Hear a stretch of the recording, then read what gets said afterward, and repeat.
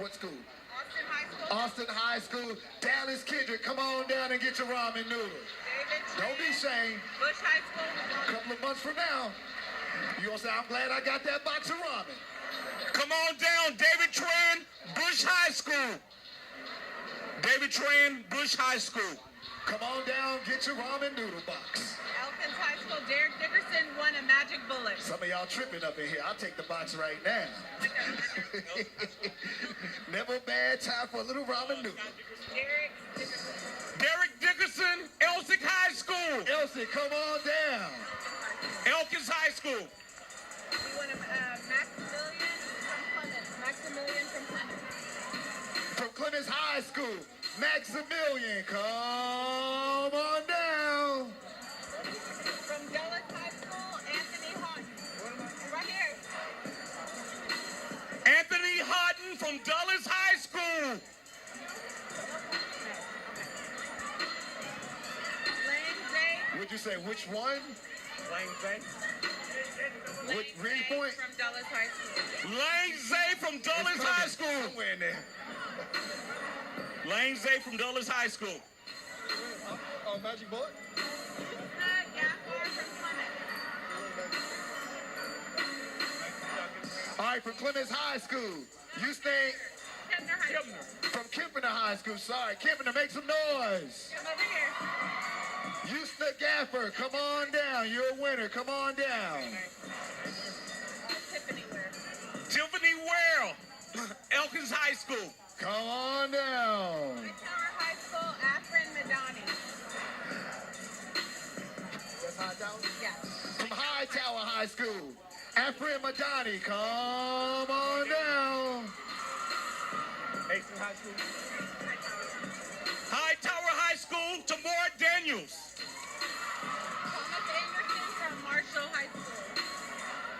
Thomas Thomas Anderson Anderson from Marshall High School. from Marshall High School. Jimbo, you do that so well. Go, Jim. Go, Jim.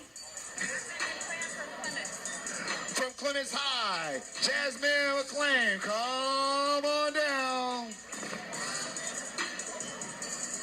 Just make sure you hook up with the ladies over here. All right, now we're giving away popcorn makers. Now we're giving away popcorn makers, because you're going to need some popcorn.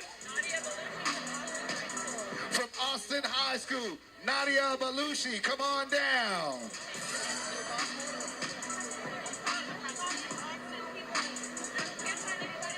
What I get? Just follow these ladies right here. Like Travis or somebody.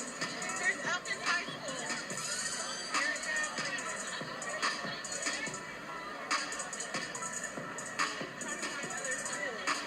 It's Elkins, correct? Yes. All right, from Elkins High School. Elkins, if you're in the building, make some noise. What's up, Elkins? All right, Erica Freeman, come on down.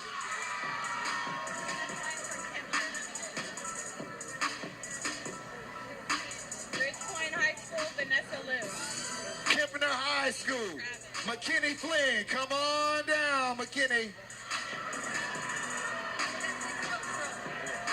Ridgepoint High School, Vanessa Liu, come on down. From Dulles High School, Victoria Levin, come on down. Oh, and we're doing ovens now. Ovens. Show them this nice oven, Jim. Show them. What can this oven do, Jim? Cook. Oh, come on, funny guy. Good answer. Ephraim from Travis. Edwin Ephraim from Travis.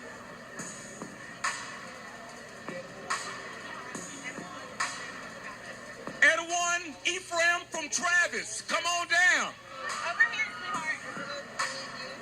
Yeah, you come over here. Okay. Travis High School. From Travis High School, Caden Carley, come on down.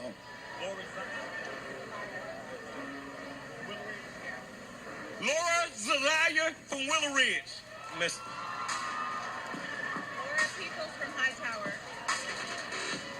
And Laura Peoples from Hightower High School. Sponsored by Johnston.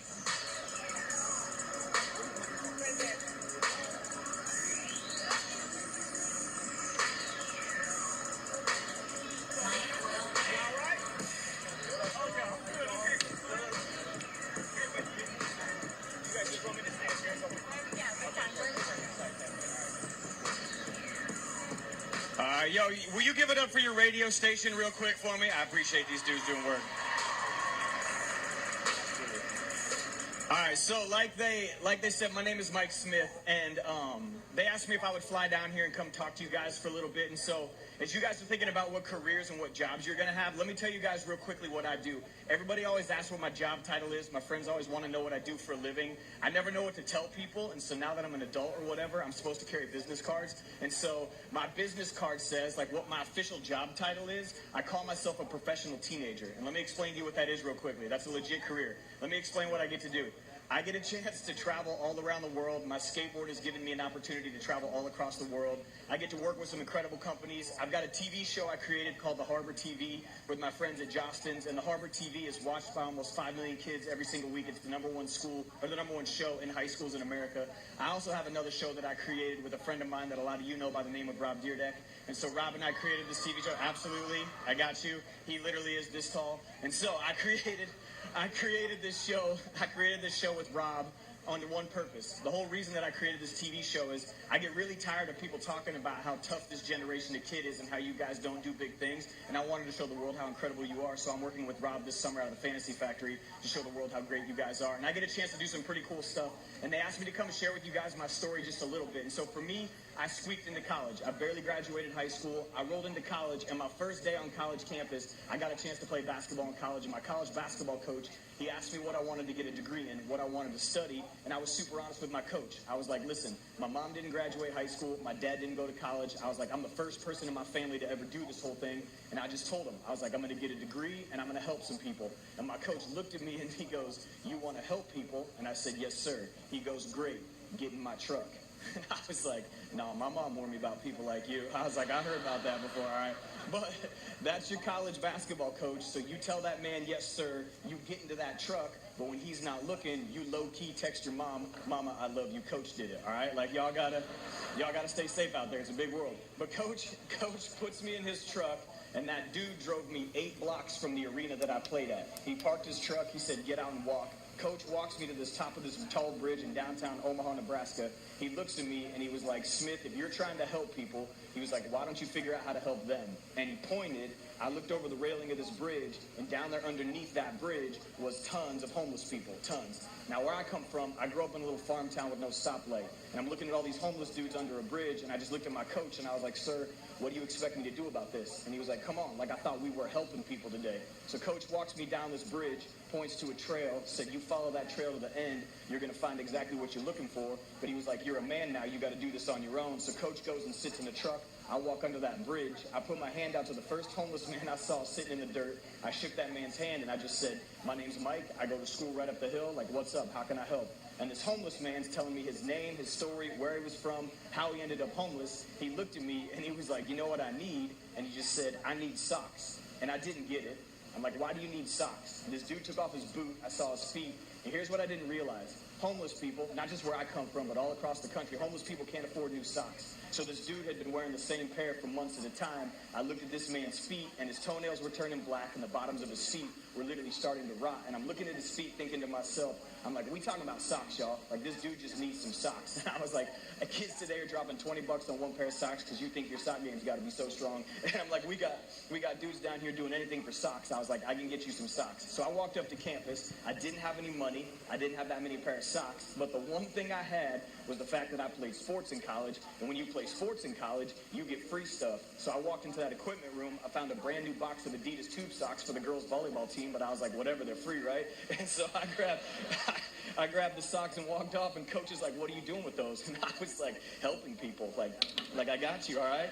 And so I just made my way under that bridge that day, and I just made it rain tube socks on them. And I was like, here you go. And I spent the next 4 years of college going to class and going underneath that bridge, doing everything I could to help homeless people. I worked out a deal with our cafeteria ladies where I was like, we don't got to throw food away at on our campus. We can go feed people. And so I got a box, and I wrote food for the homeless, and I put this box right by the trash can where every school has where kids go to throw away their food. And I would watch these kids walk right past this box trying to throw away perfectly edible food. And I would walk up to these kids like, what are you doing, you little jerk? You put the food in the box. I was like, I know you see the box. I will put you in the box next next time. You understand me? I was like, no, I'll be here tomorrow. I love you too. Now you got to understand something.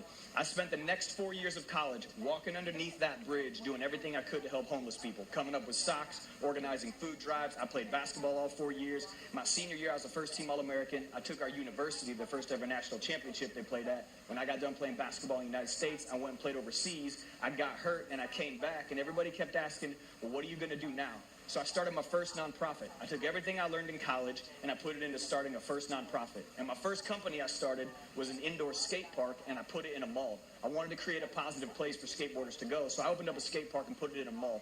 And the day I opened my doors, I felt like I had nothing but haters and doubters and people telling me that I couldn't do it and we couldn't make it. Well, my little skate park isn't in a mall anymore. Today, my skate park is one of the biggest teen centers in the entire country. I'm the founder of one of the biggest youth facilities on the planet. I own a 40,000 square foot warehouse for kids. Skateboarding, music, art, and street outreach are my biggest passions. And one of my biggest passions is to fight sex trafficking across the Midwest. And so the way that I do that is simple. I don't pay myself for the charity work that I do. Instead, that allows me to hire some pretty incredible people. And one of those incredible people that I've hired is a full-time outreach worker who works with at-risk girls, teen moms, high school dropouts, and former prostitutes. And inside of my warehouse, we're opening a coffee shop in the next 60 days. And the reason our coffee shop is so important is every barista that works for me is a former high school dropout, a teen mom, an at-risk girl, or a former prostitute. We're giving these girls jobs and getting them off of the streets and giving them a chance at a real life. And that's part of what we do. Thank you very much. I appreciate that. Thank you. I really do. And the thing that I love so much about my warehouse, the thing that I love so much about it is every single Sunday, I grab a backpack, I fill it full of socks, beanies, bottles of water, and I skate up and down the streets of my city giving stuff to homeless people, not just because they need it, but because I want to find out what they actually need so I can give them a shot into real life to go do big things. And it basically went from me skating around by myself, giving stuff out to homeless people, to some high school kids showing up, and then some middle school kids showing up. And then one day I show up on a street corner to go do what we call Skate for Change, which is another nonprofit I started. I'll show up, and the first Sunday I get there, there's 40 skateboarders on the street corner with backpacks full of stuff ready to go help people. And I look at these 40 skate kids, and I just start cracking up. Because there is no teacher, coach, cop, adult, or business professional who sees 40 skateboarders on a street corner with backpacks full of stuff and thinks to themselves, wow, look at these good kids about to do good things right now, all right? And I'm looking at these 40 kids like somebody already called the cops. Like, we got to go right now. Like, let's do this, all right? And we would skate through our city, and I have seen the funniest things on the planet, y'all. One time we rounded a corner, and this old lady straight up saw us coming, and she legitimately threw her walker and was like, it's a gang, and like turned and ran.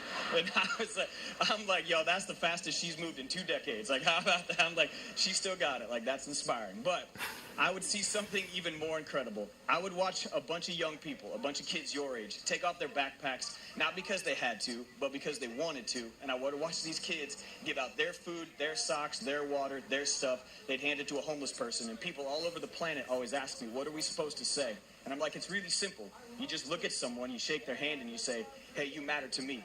Like, you're important to us. And Skate for Change went from 40 of us in Lincoln, Nebraska, to today. Red Bull got a hold of it. Some of my best friends in the world are people like the Ryan Shecklers and the Rob Dyrdeks of the world got a hold of it. And today, Skate for Change has over 100 chapters around the world, over 10,000 members, and we give out almost 1 million pair of socks around the world. We have chapters in places like Hong Kong. There's Skate for Change in Brazil. There's Skate for Change in Tanzania. I have no idea where that is, but they do Skate for Change over there. And Skate for Change has literally grown into one of the biggest youth movements on the planet. And every single day of my life, it doesn't matter if I'm talking to high school kids, I teach a college class at the University of Nebraska on civic engagement. It doesn't matter if I'm talking to college students. It doesn't matter if I'm consulting for businesses. Every single day of my life, people ask me the same question. Everybody always asks me how.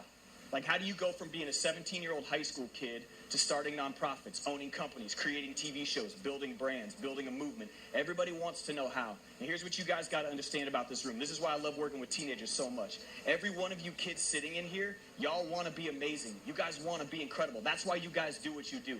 You guys spend hours on YouTube watching what inspires you. You guys have religiously followed your heroes on Facebook and Twitter. That's why so many teenage girls spend so much time Insta-creeping on Instagram. Y'all just like rolling through looking at everybody else. That's why you guys do what you do. Everybody wants to be amazing. And when I was your age, I wanted to be incredible too. I used to draw in permanent marker in Sharpie all over my bedroom walls, all the big stuff I was going to do. My senior year, all I did was write on my walls in Sharpie everything I was trying to be about someday. Well, now that I'm all old and married, my wife ain't cool with me drawing on her bedroom walls in permanent marker. So instead of doing that, I used to ask myself this question every day in high school. I would ask myself, what's my legacy going to be? Like, what are they going to remember me for someday? Well, the answer to that question for me today, I just tattooed it all over my body. So the answer to that question to me today, Mike, what's your legacy? Mike, what are you fighting for? I covered myself in it. And the most important tattoo I've got, other than my wedding ring tattoo, is this tattoo right here on my forearm. And this tattoo right here on my left arm says, speak for the silent and stand for the broken. And those 8 words, I wake up every day and ask myself, are you going to speak for the silent and stand for the broken? You see, these 8 words, those are mine. That's what I'm trying to be about. So my question for you guys, I appreciate that. I do. I really do. I appreciate it. See, but here's my question for y'all, and it's really simple. I have a question I ask every day, and it's what's my legacy? So my question for you guys, and what I want you guys to think about today is, y'all got a couple weeks left, and you're going to be out of high school, and that chapter's going to be closed. And as you walk into this next step of life, my question for you guys is really simple. I just want to know, what do you guys want them to remember you for?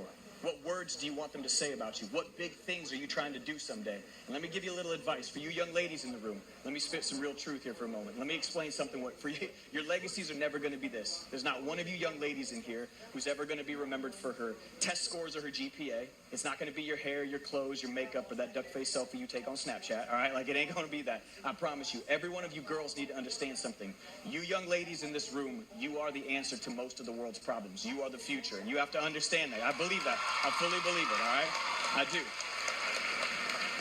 Let me give you a little advice, young ladies. Let me give you a little advice. Here's 2 issues that happen. I work with college students. I speak at a college all the time.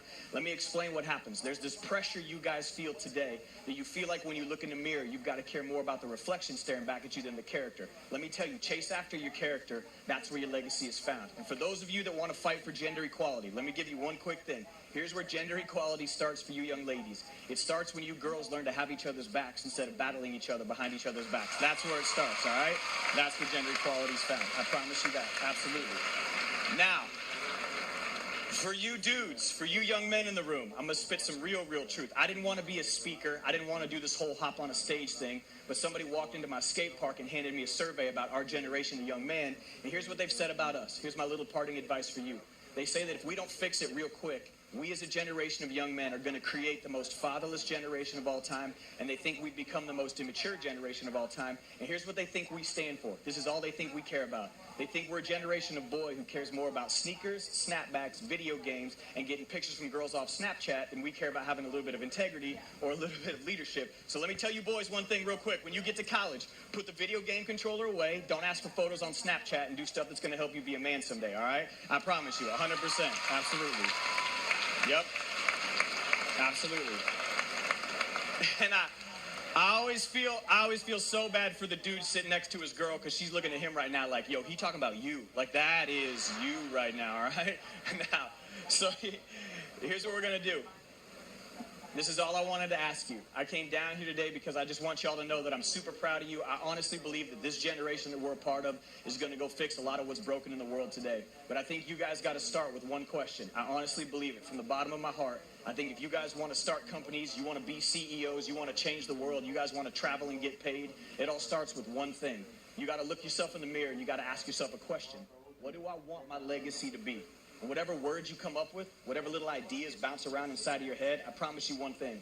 Don't fall in love with your words. Don't fall in love with your ideas. Your words and your ideas don't mean anything. All that matters is the action that you put into those words and ideas every day. I promise you, you chase after that, and that, my friends, is where your legacies are at. I couldn't be more proud of you guys. Congratulations. Good luck moving on. I appreciate you guys' time. Absolutely. Give it up for Mike Smith.